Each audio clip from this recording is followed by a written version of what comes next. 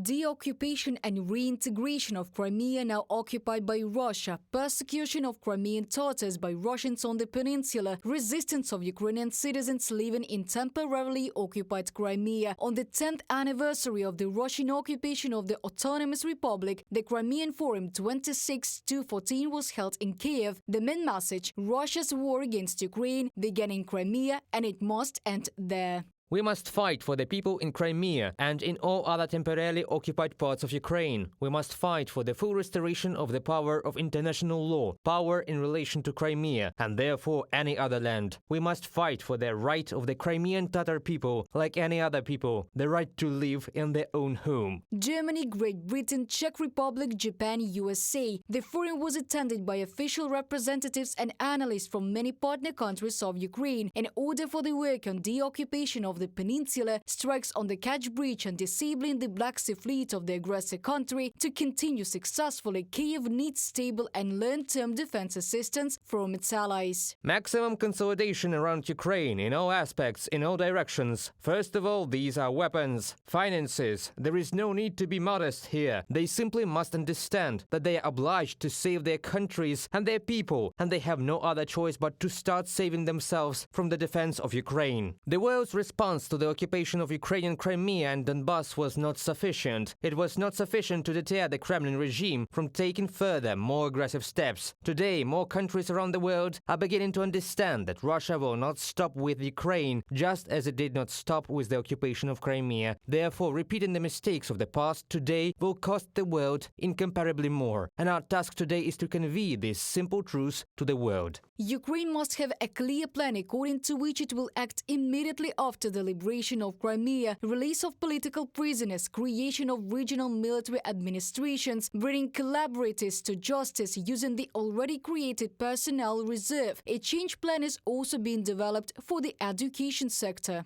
The occupation has lasted 10 years and Russia has been planting mental mines in people's minds. It is important for us to clear these mines safely. This means what we will do in education, how we will return Ukrainian education. Of course, this should not be carried out blatantly, because the Ukrainian language has not been taught there for 10 years. There has been no Ukrainian education for 10 years. The children have not seen this and the teachers have not worked with these programs.